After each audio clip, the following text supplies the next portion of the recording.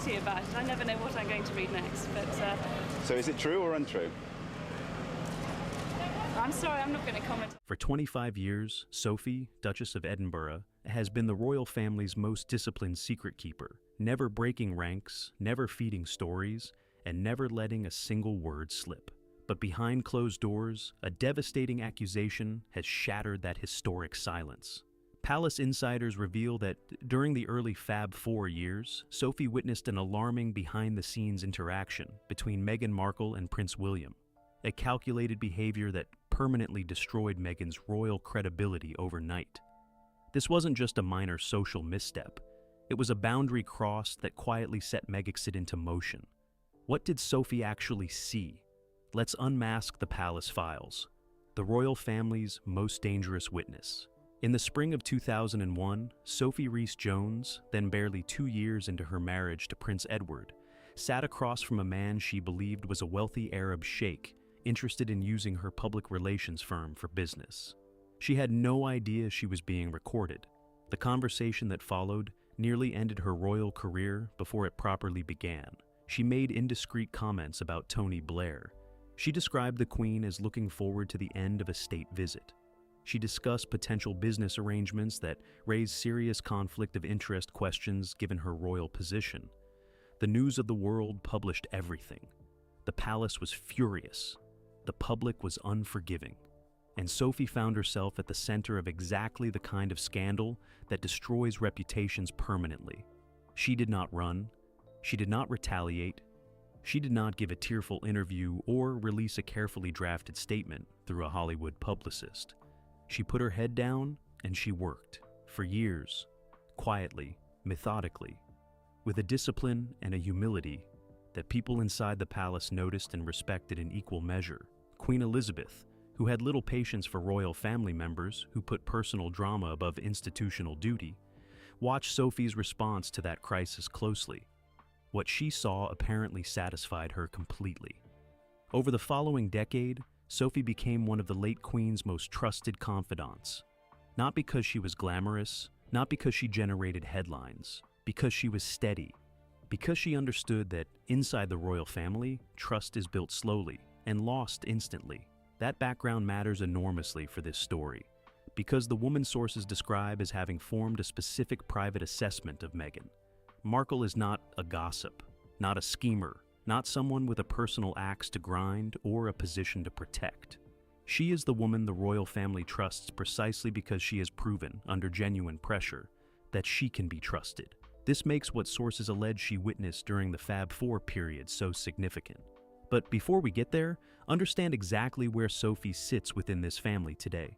She is 59 years old. She carries out more public engagements annually than almost any other working royal. Her charity work, particularly around preventing avoidable blindness globally, has taken her to conflict zones that most senior royals would never visit. South Sudan, Sierra Leone, Ukraine. She does not do this for headlines. The work generates relatively little press coverage compared to the attention other royals receive for considerably less demanding appearances. She does it because it matters to her. And that authenticity, sources suggest, is exactly why William trusts her judgment above almost anyone outside his immediate family. William and Sophie's relationship is not widely discussed publicly. They do not generate the kind of joint coverage that produces obvious documentary evidence of closeness, but sources consistently describe their bond as genuine and significant. She is one of the few people in that family whose private counsel William actively seeks rather than simply tolerates. So, here is the question at the heart of this entire story. How does a woman with that reputation, that track record, and that level of institutional trust end up forming a permanent negative assessment of Meghan Markle? Not a temporary reservation, not a cautious wait-and-see position. A permanent assessment that sources suggest has never once been revised despite years passing and circumstances changing dramatically.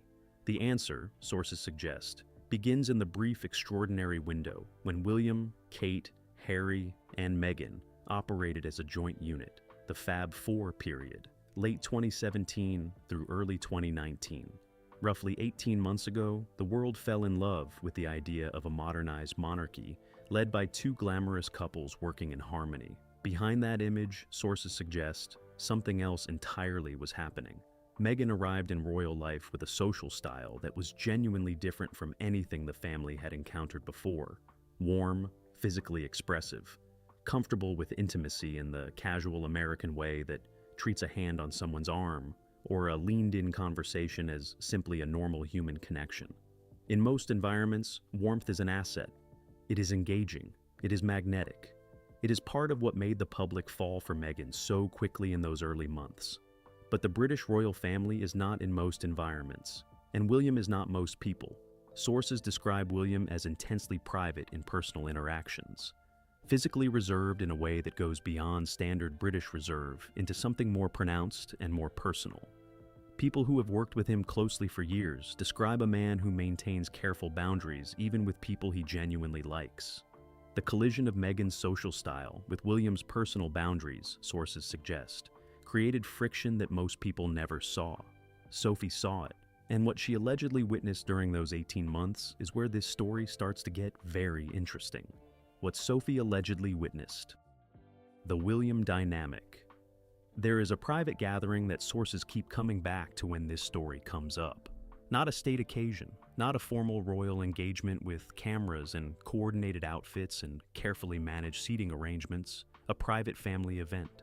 The kind that never appears on official royal calendars and never generates press coverage because the people present understand that what happens inside those walls stays inside those walls. Sources are deliberately vague about the specific occasion, the date, the location, the full guest list. But they are not vague about what allegedly happened, or who was watching when it did. To understand why this specific dynamic matters so much, you first need to understand how the Fab Four period actually worked behind the scenes. The public image was carefully constructed. William, Kate, Harry, and Meghan are presenting a united front. Joint engagements, coordinated causes, the deliberate projection of a modernized monarchy that felt relevant and human in a way previous royal generations had struggled to achieve. That image required constant work, constant coordination, regular private time together as a group, working through logistics, aligning on messaging, and navigating the complicated personal and professional overlap of four people with four distinct personalities trying to function as a coherent unit. In practice, sources suggest that regular private contact created opportunities for the differences between those four personalities to surface in ways that public appearances never revealed. And the most significant difference, sources suggest, was between Meghan and William. Here is what sources describe specifically. Meghan's social style in private settings is warm, direct, and physically expressive in a way that reflects her American cultural background entirely naturally. She makes sustained eye contact. She leans into conversations. She touches arms, shoulders, and hands in the way that American social culture treats as simply normal engaged interaction. For most people in most rooms, that warmth lands well. It is engaging. It signals genuine interest and connection. William is not most people in most rooms. Sources who have spent time around William in private settings consistently describe a man with pronounced physical boundaries. Not cold or unfriendly, but he is careful about his personal space in a way that people who know him well learn quickly and respect automatically. Staff who have worked closely with him describe an unspoken rule around physical interaction that longtime royal aides understand very well. You do not initiate physical contact with William. You follow his lead entirely. A handshake when he extends his hand. Nothing more without a clear signal from him first. Sources suggest Meghan either did not know this protocol or did not follow it. In private settings during the Fab Four period, sources describe interactions between Meghan and William that created visible discomfort, not dramatic scenes, not confrontations that anyone present could point to as a single decisive moment. A hand on his arm during a conversation that stayed a beat too long, a leaned-in exchange that entered his personal space in a way that sources describe as making him visibly tense. A familiarity in private that contrasts sharply with the careful formality William maintains even with people he has known for decades. Sophie allegedly observed these interactions directly, and sources say her reaction was not to chalk it up to cultural misunderstanding or innocent unfamiliarity with royal protocol. Her reaction, sources suggest, was sharper than that. Because there is a difference between someone who does not know the boundaries and someone who knows them and tests them anyway. And sources suggest Sophie's assessment, formed across multiple private occasions, was that Meghan understood William's discomfort and continued regardless. That assessment, if accurate, changes the entire character of what she was allegedly observing. Now, here is the question worth sitting with at this point in the story. Was Sophie right? Was Meghan genuinely testing boundaries deliberately? Or was she simply being herself in a cultural environment that had no real framework for her particular version of warmth? Sources do not claim to know Meghan's intentions. Nobody can. But they are consistent about Sophie's interpretation, and about what she allegedly did with that interpretation. Because sources suggest Sophie did not keep her concerns entirely to herself. She did not brief the press, she did not call a family meeting, she did not make any dramatic move that could be pointed to as interference or manipulation. But she talked to Kate, and that conversation, sources suggest, was the moment the Fab Four's already fragile private dynamic shifted into something that could not be repaired. What Kate allegedly said in response, what she had apparently already been observing independently, and how the alignment between Sophie and Kate's private assessments allegedly set in motion a chain of events that ended with Meghan on a plane to California. That is where this goes next. Kate's wall. Goes up in the bridesmaid dress was never really about tights. 5 days before the royal wedding of the decade, Windsor Castle, May 2018. Princess Charlotte's bridesmaid dress fitting. What the world eventually heard about that afternoon was a story about tights, about whether Charlotte should wear them or not, about a disagreement between two sisters-in-law over a detail so minor it barely registers as a reason for genuine conflict. That is not what that afternoon was actually about. Sources suggest the dress-fitting argument was the visible eruption of something that had been building quietly for months. Pressure that had accumulated across private gatherings, closed-door meetings, and a series of interactions that Kate had been carrying largely alone. And it finally broke the surface over a pair of children's tights. To understand Kate's role in this story properly, you have to understand who Kate Middleton actually is beneath the careful public image. She is not simply a graceful figurehead who smiles at engagements and wears beautiful clothes and says the right thing at the right moment. That image, while not inaccurate, is deeply incomplete. Kate spent 9 years navigating a relationship with the heir to the British throne before she became his wife. 9 years of intense public scrutiny, private pressure, and the kind of sustained personal discipline that most people genuinely cannot imagine. She was photographed relentlessly. She was written about cruelly.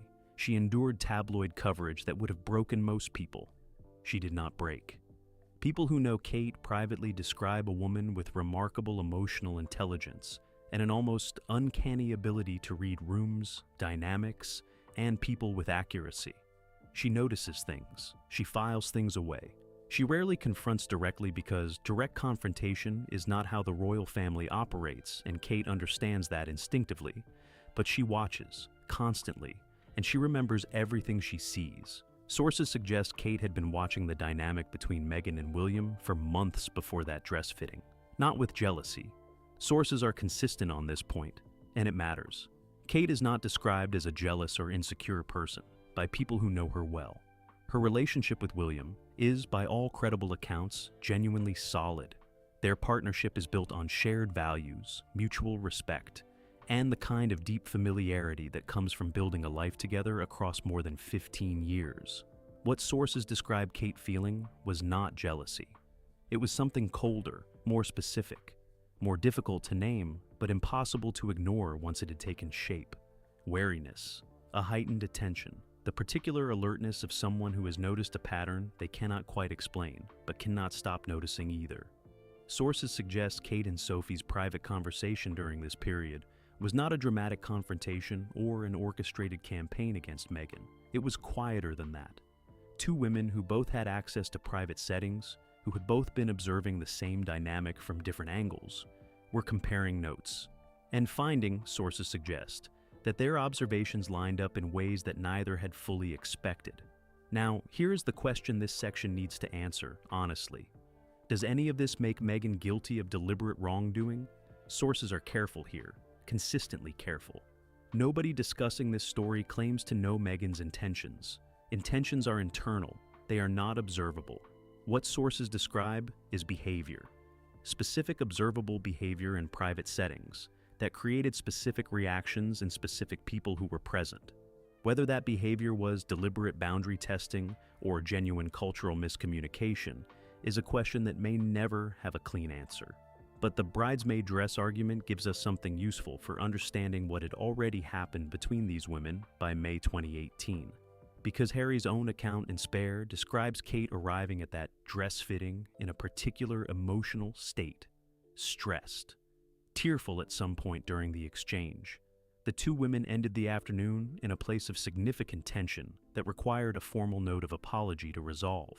Now set that account alongside the reports from Page 6 and other outlets that contradicted Harry's version entirely. It was Meghan who reduced Kate to tears, that Kate left that fitting deeply upset in a way that went far beyond a disagreement about children's hosiery. Two opposite accounts of the same afternoon. Sources suggest the reason the two accounts diverge so dramatically is that both women experienced that afternoon through the lens of everything that had allegedly already happened between them. Kate was not crying about tights. Meghan was not distressed about tights. The tights were simply the moment when months of accumulated tension finally found somewhere to break through. And Sophie, sources suggest, knew exactly what that tension was rooted in, because she had allegedly been watching it build since the very beginning of the Fab Four period.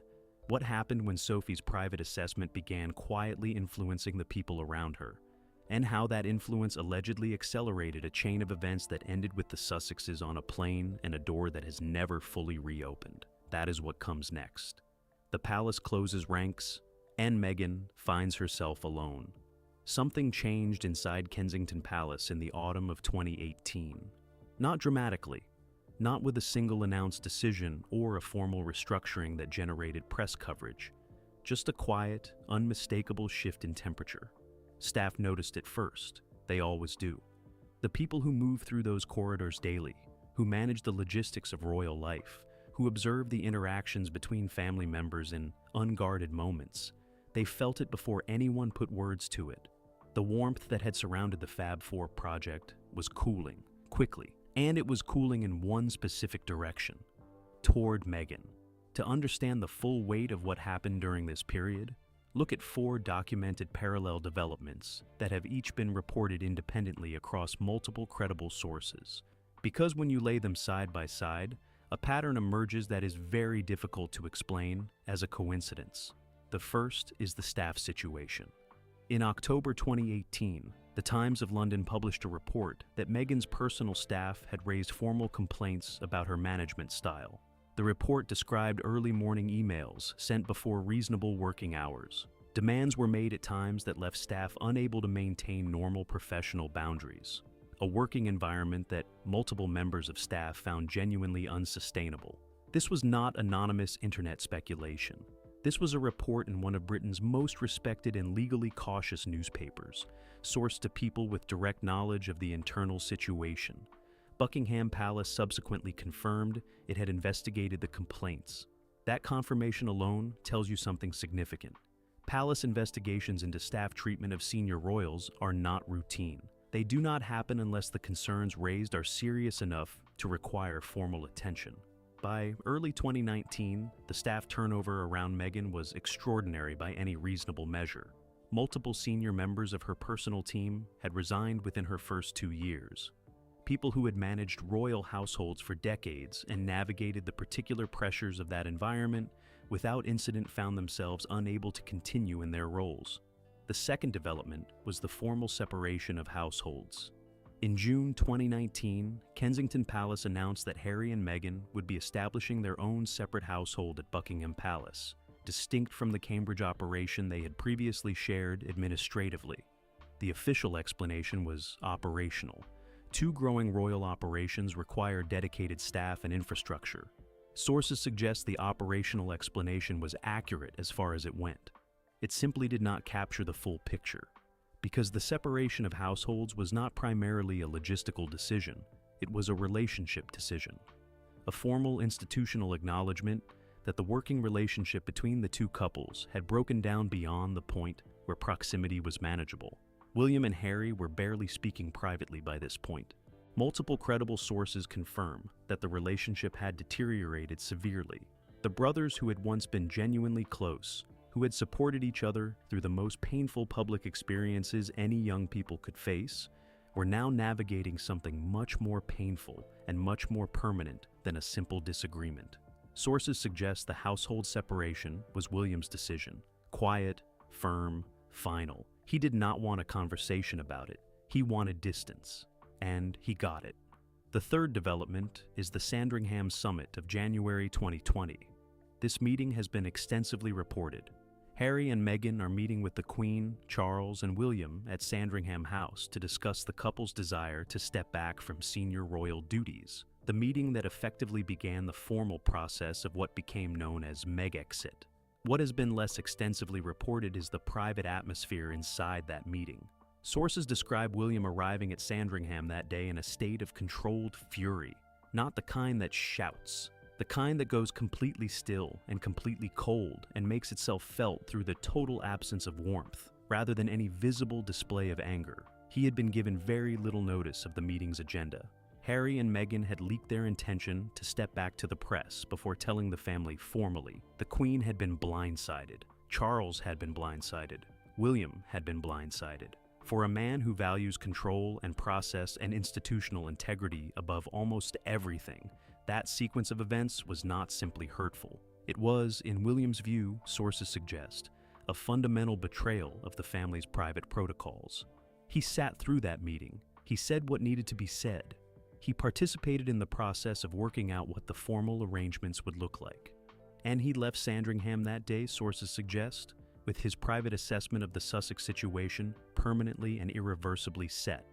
The fourth development is the one most directly connected to Sophie's alleged role in this story, because during this same period, the private conversations among senior royals about Meghan's long-term future in the institution had shifted completely in character.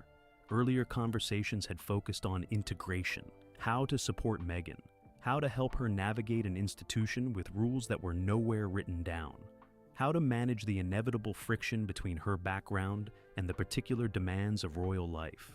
By late 2018, those conversations had changed entirely. They were no longer about integration. They were about something harder, whether the current situation was workable at all, what the institution's realistic options were if it was not, and what a managed exit might look like if it became necessary. Sophie was part of those conversations. Sources suggest her contribution was consistent and specific. She did not speak emotionally. She did not frame her concerns in personal terms. She laid out what she had allegedly observed, the behavioral patterns, the specific incidents, the particular dynamic with William that she had watched develop across multiple private occasions. She presented it the way she presents everything, calmly, factually, without drama, and sources suggest the people in that room listened in the way people listen when someone they completely trust tells them something they have been half suspecting, but not quite willing to say out loud. Harry was not part of those conversations. That detail is perhaps the most significant in terms of what followed, because Harry was operating on a completely different understanding of what was happening around him and why. His account, across multiple interviews and throughout Spare, is entirely consistent on this point. He interpreted the family's growing coldness as prejudice, the institution's inability to accept Meghan for who she was. Racism, explicit and institutional, operates through the press and the palace simultaneously. That interpretation is not without foundation. The British press coverage of Meghan during this period included elements that were genuinely indefensible and that carried clear racial undertones. Respected media commentators acknowledged it at the time. It is documented. It is real. But sources suggest Harry's framework, however valid in certain dimensions, was missing another layer entirely. A layer that had nothing to do with race or nationality or Hollywood or cultural misunderstanding. A layer rooted in specific observed moments in private rooms. Moments Harry was not present for. Moments that were never discussed with him directly, because the people who had witnessed them did not believe a direct conversation with Harry was possible by that point. The family had tried indirect approaches, gentle suggestions about slowing down, quiet encouragement to seek advice from people with long, institutional experience. careful hints that certain dynamics were creating concern among people whose opinions mattered. Harry had interpreted every one of those approaches as attacks on Meghan, as the establishment circles her, as proof of the prejudice he was already primed to see. So, the conversations moved around him instead of through him, and the decisions that followed were made in rooms he was never invited into. By January 2020, when Harry sat in Sandringham and heard the formal terms of his family's response to Meg exit, the private architecture of what was happening had been under construction for well over a year. He was experiencing the conclusion of a process he had never known was underway. The question that remains is whether any of it could have ended differently, whether a direct conversation at the right moment might have changed the trajectory, whether Harry, if he had known what Sophie and Kate had allegedly been observing and discussing, might have engaged differently with what was happening around him. Sources suggest the window for that conversation closed earlier than most people realize, and the person whose private assessment most definitively closed it is the same person who has never spoken about any of this publicly, and almost certainly never will. The point of no return. What Sophie knows that changes. Everything. Earlier this year, something happened that royal watchers noticed but nobody fully explained.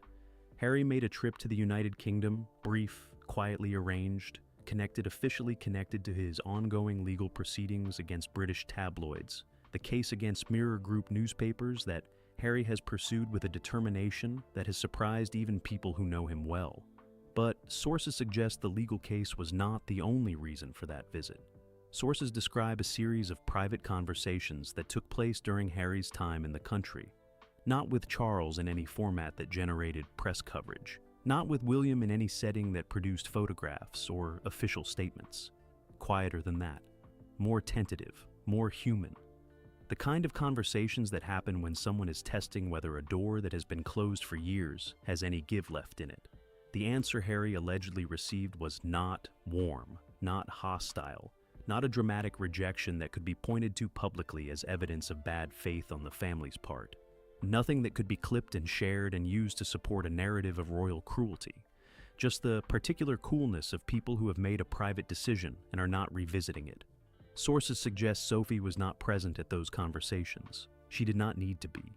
Her position had been communicated clearly enough through the right channels to the right people over enough years that her physical presence in any specific room was no longer required. Her influence was already there. Embedded in the family's collective private understanding of the Sussex situation, woven into William's settled view, present in every conversation about reconciliation that quietly went nowhere. And that is the heart of what this final section needs to answer. Not simply what Sophie allegedly witnessed during the Fab Four period, not just how it shaped the private dynamic that preceded Meg exit, but why does it still function in 2026 as arguably the most significant invisible obstacle to any genuine Sussex reconciliation? Why a private assessment formed in 2017 and 2018 continues to shape decisions being made today. The answer starts with understanding the current royal landscape clearly. Queen Elizabeth is gone. The gravitational center that held the family together through sheer moral authority is no longer there. Her ability to absorb impossible tensions, to make people feel simultaneously accountable and protected, to find the path through situations that seemed irresolvable, that ability died with her at Balmoral in September 2022. Charles is king, but he is 76 years old and managing an active cancer diagnosis. His energy for navigating complex family dynamics is genuinely limited. Sources suggest his approach to the Sussex question has become increasingly passive, not indifferent, passive, hoping that time and circumstance will create openings that direct intervention has repeatedly failed to produce. William is the one making the real decisions about access, about proximity, about who belongs inside the private life of the monarchy and who does not, about what reconciliation would actually require and whether those requirements are realistic. And William's most trusted counsel outside his immediate family is Sophie. That combination creates something that no Sussex public relations strategy can effectively counter. You cannot negotiate with a private assessment held by someone who never speaks publicly. You cannot reframe a narrative that exists entirely in private conversations you are not part of. You cannot change a mind that was made up in a closed room years ago and has been given no reason to reconsider since. Sources suggest the Sussex camp has periodically explored whether any back channel exists, whether there is a conversation to be had with Sophie directly or indirectly, whether some gesture, some acknowledgement, some demonstration of changed understanding might create movement in a situation that has been completely static for years. Sources suggest those explorations have not found traction, not because Sophie is vindictive. That characterization would be both unfair and inaccurate. Sophie is not a vindictive person. Her track record across 25 years of royal life demonstrates consistently that she does not operate from personal animosity or institutional politics. She operates from assessment, from observation, from the quiet accumulation of evidence across time. And sources suggest her assessment of Meghan, formed during the Fab Four period and reinforced by everything that followed, has never produced evidence sufficient to revise it. Now, here is the question this story has to answer honestly before it concludes. Is Sophie right? That question deserves a genuine answer, rather than a dramatically satisfying one. Meghan Markle arrived in the British royal family carrying an impossible combination of factors: American, mixed race, divorced, from an entertainment industry that operates by social rules almost opposite to those governing royal life. The gap between her world and the institution she was entering was not small, it was vast, and she was expected to cross it almost instantly, under relentless public scrutiny, while simultaneously managing a relationship with a man who had his own complicated history with that institution. The social codes of the British royal family are not documented anywhere accessible. They are absorbed through proximity across years and decades. Meghan had months. She was learning rules that nobody would explicitly state while being judged against standards nobody would openly articulate. That context is real. It matters. It deserves honest weight in any assessment of what went wrong during the Fab Four period. But sources suggest Sophie's concerns were never rooted in Meghan's cultural adjustment difficulties. The distinction matters enormously. Cultural adjustment difficulties are understandable. They are forgivable. They are the kind of thing that time, patience, and genuine goodwill on all sides can resolve. What sources describe Sophie allegedly observing was something different, more specific, more behavioral, more connected to particular moments and particular interactions than to the general friction of someone finding their footing in an unfamiliar world. Whether that distinction is valid is something only the people who were present in those private rooms can truly answer, and none of them are speaking publicly. What sources are unambiguous about is the consequence. The Sussex return question resurfaces periodically in royal commentary, with a persistence that suggests a genuine public appetite for reconciliation. Polls consistently show that a significant portion of the British public would welcome Harry back into royal life in some capacity. The emotional pull of two brothers reunited, of a family healed, is real and powerful, and the media understands it perfectly. But sources suggest the public appetite for reconciliation and the private reality inside the palace are operating in completely different worlds, because the people whose private assessments actually determine what reconciliation would require are not moved by public sentiment. They are not reading the polls. They are not watching the Sussex media appearances and updating their views based on how Meghan presents herself in a carefully produced Netflix series.